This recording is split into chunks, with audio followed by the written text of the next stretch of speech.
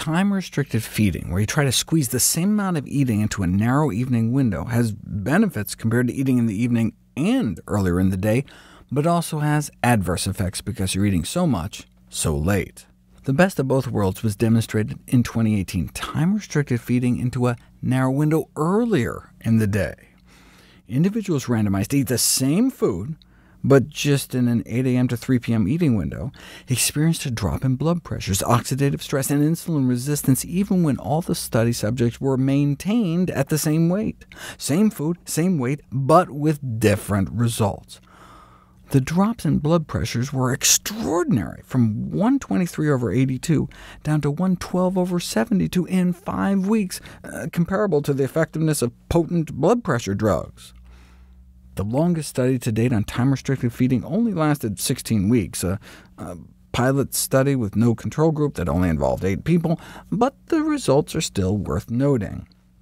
Overweight individuals who, like most of us, were eating more than 14 hours a day were instructed to stick to a consistent 10 to 12-hour feeding window of their own choosing.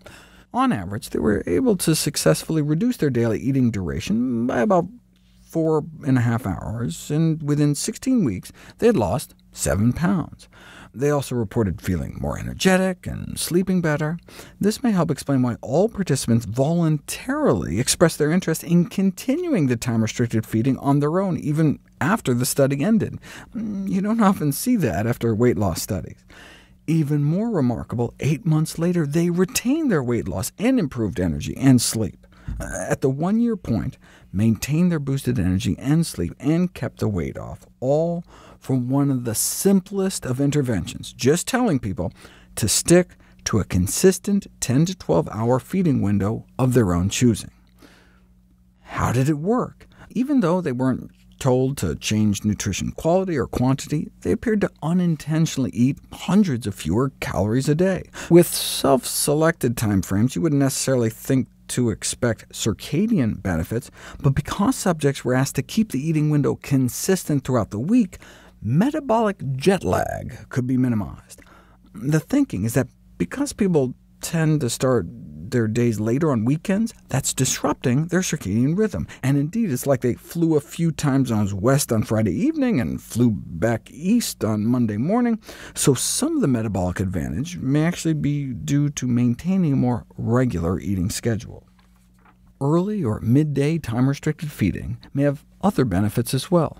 Prolonged nightly fasting with reduced evening food intake has been associated with lower levels of inflammation and better blood sugar control, both of which might be expected to lower the risk of diseases such as breast cancer.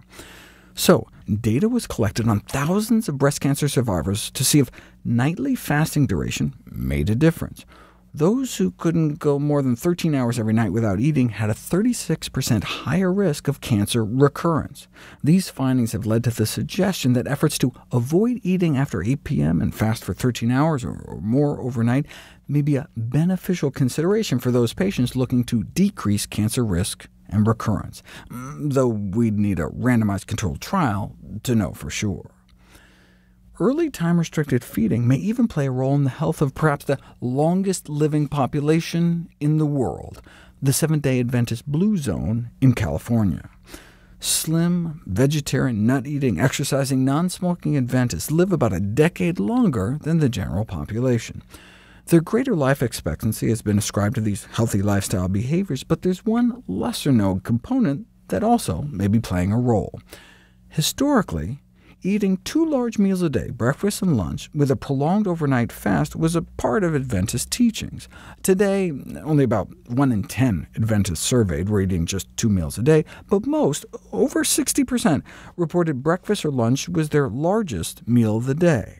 Though this is yet to be studied with respect to longevity, front-loading one's calories earlier in the day with a prolonged nightly fast has been associated with significant weight loss over time, leading the researchers to conclude that eating breakfast and lunch 5 to 6 hours apart and making the overnight fast last 18 to 19 hours may be a useful practical strategy for weight control. The wait may be worth the wait.